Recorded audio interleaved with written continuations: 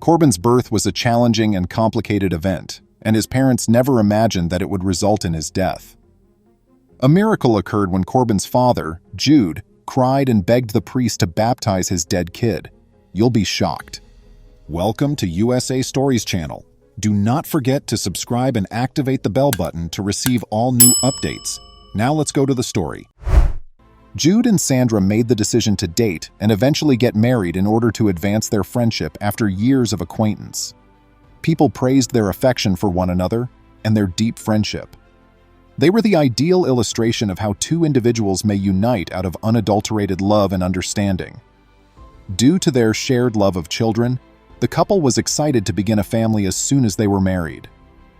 Jude has always expressed his desire to have a kid who could accompany him to baseball games. Sandra, however, desired a female with whom she could spend time and dress alike.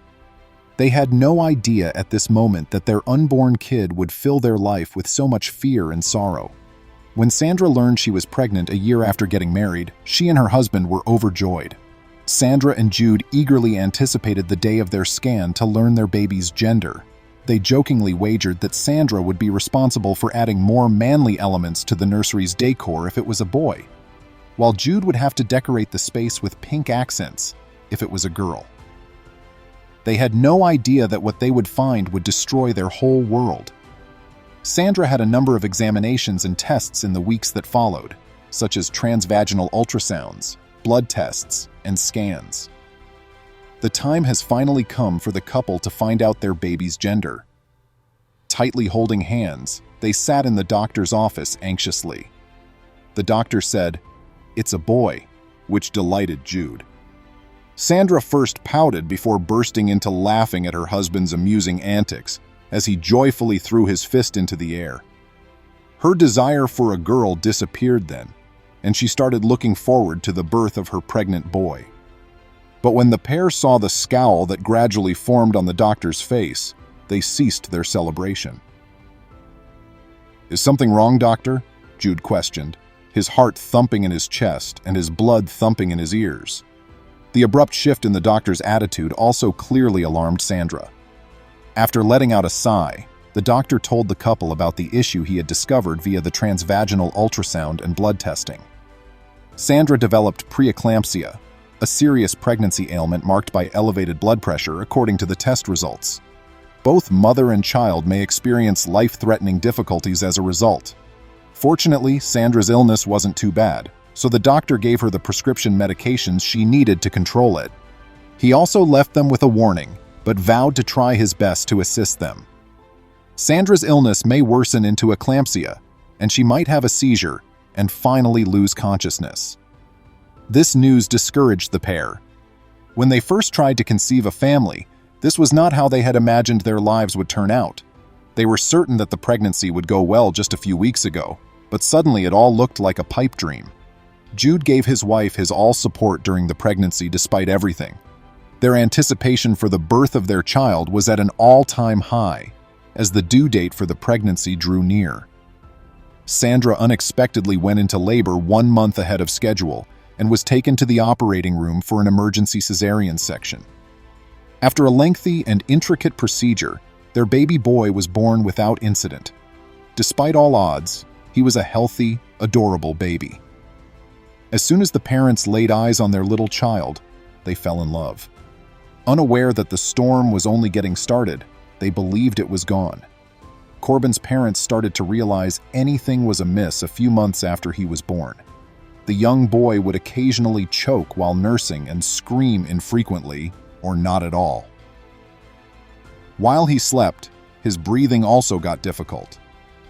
They took their son to the doctor for a checkup since they were worried about his health, but the doctor assured them that everything was okay.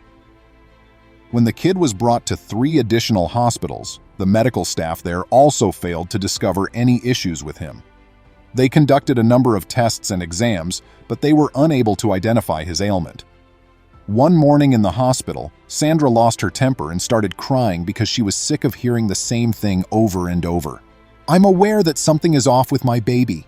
I want my child saved by you. You can't even notice that my baby is ill." As Jude dragged her out the doctor's office, she let out a loud scream. Gloria, Jude's mother, paid the couple a visit later that week to talk about Corbin's baptism. She said that she wanted Sandra to have time to heal from the challenging pregnancy, which is why she hadn't brought it up sooner. "He can be baptized, but not just now. Our son's health is our first priority. Later baptism is an option." Jude clarified, "We can wait till he's mature enough to make this decision ourselves." Gloria, however, insisted that Corbin be baptized. She thought that by doing this, they or the physicians may be able to treat any concealed ailment. She felt that their boy will miraculously heal if they had enough confidence in this. The parents chose to baptize their child since there was no harm in attempting, but mostly to appease the old mother. They would then transport him to the city's top hospitals for appropriate care. That fateful Sunday, they were stuck in a heavy traffic congestion on their way to the church. Due to traffic, which should have taken 5 minutes, they were approximately 20 minutes from the church when a horrific incident occurred. Little Corbin's face became blue as he started choking and coughing frantically. Despite their best efforts, his parents were unable to alleviate their child's pain. Corbin struggled for a few minutes until he finally stopped breathing. Panicked, Sandra started screaming for someone to dial 911. They were lucky that a doctor was in the car next to theirs, even though the traffic would make it take a long time for an ambulance to get to them. Baby Corbin remained still and lifeless despite the doctor's attempts to provide chest compressions. "Baby, fight! Corbin, you're capable! Your father needs you!" Jude wailed while the doctor did cardiopulmonary resuscitation, but nothing happened. The doctor tried for many more minutes before checking Corbin's pulse. With a sigh, he then declared, "He's gone." As Jude heard the doctor's remarks, his eyes widened in fear. "No, no, no, no, he cannot be deceased." Jude yelled with desperation. His mother's stirring remarks on baptism suddenly returned to him, igniting his resolve. There had to be something he could do. He would not surrender without a fight. Jude glanced forward and caught a glimpse of the church's steeple. He quickly grabbed the infant from his wife's arms and ran to the chapel. With his little son cradled against his chest, he hurried to the chancel. The priest, who was pacing the altar and praying in silence, was taken aback when the wide-eyed, perspiring, and panting stranger suddenly entered. Jude collapsed on his knees as he approached the altar. He then hurriedly recounted the priest the entire tale and requested that he baptize his young son.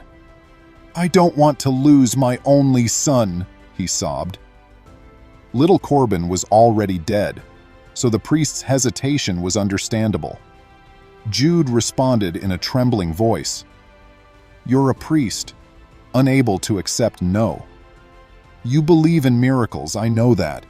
Please combine your faith with mine, and together we can revive my kid." Baptism is something I believe in.